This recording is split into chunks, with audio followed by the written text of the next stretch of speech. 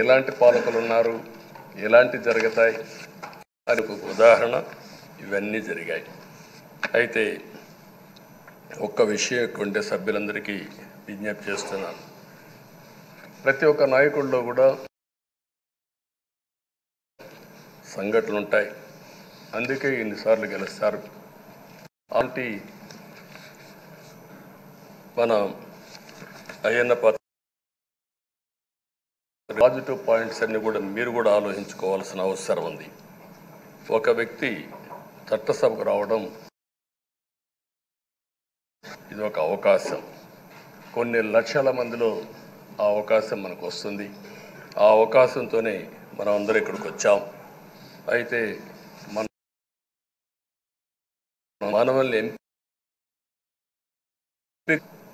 తాత్కాలికంగా ఏం చేయాలి, ఒక టైం బౌండ్ ప్రోగ్రాంలో ఏం చేయగలుగుతాం, దీర్ఘకాలంలో ఏం చేయగలుగుతామో మనం అందరూ పరిష్కారం చేయాల్సిన బాధ్యత మనందరి పైన ఉంది.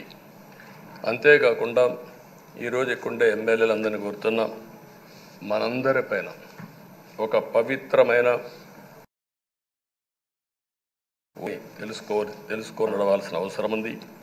చట్టసభల్లో సభ్యుల ప్రవర్తన, వ్యాఖ్యలు, చర్చలు, మనం ఏదో ఇక్కడ అపోజిషన్ ఉంటే అపోజిషన్కే జవాబుదారితనం, వాళ్ళ మీద మాట్లాడాలనే ఆలోచన.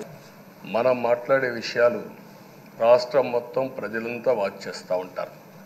మీ నియోజకవర్గంలో ఉండే ప్రజానీకం వాచ్ చేస్తారు, రాష్ట్రమంతా వాచ్ చేస్తారు. మీరు సమర్థవంతంగా పనిచేస్తే ఎక్కడ లేని గౌరవం వస్తుంది. దానికి మనందరం అయితే ఓసారి బాధేస్తుంది. గడిచిన 5 సంవత్సరాలు శాసనసభ అంటే చాలా భిన్నంగా నడిచింది. ఎంతో పవిత్రమైన శాసనసభను గత ప్రభుత్వం ఒక వికృతమైన పోకడలు, నీచ రాజకీయాలు, వ్యక్తిత్వ హననానికి ఒక వేదికగా చేశారు.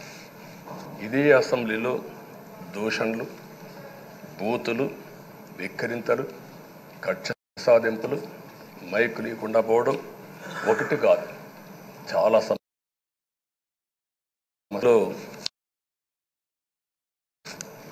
బాధ్యతారహితంగా 6-7 సార్లు గెలిచిన ఎమ్మెల్యేలని వెక్కిరించడం, బూతులు తిట్టడం, చాలా దగ్గరగా ప్రవర్తించే పరిస్థితికి వచ్చారు.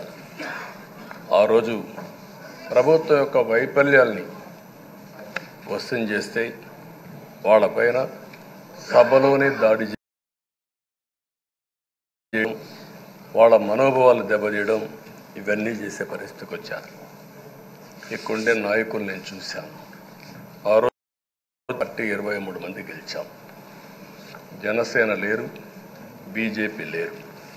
కానీ ఆ 23 మందిని గెలిచినాక ఇదే అసెంబ్లీకి వస్తే వాళ్ళు ప్రవర్తించిన తీరు మీరు చూస్తే చాలా బాధాకరంగా ఆ రోజు పనిచేసే పరిస్థితికి వచ్చారు. ఆ రోజు ఒక్క విషయం మీరు చూస్తే, నేను కూడా ఇదే హౌస్లో చాలా బాధపడిన సందర్భం రోజు ఉంది.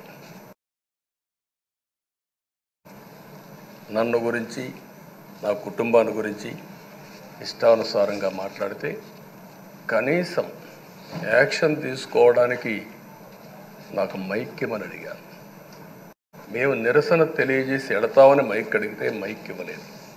ఇవ్వకుండా మీరు చూస్తే మామూలు సంఘటన కాదు.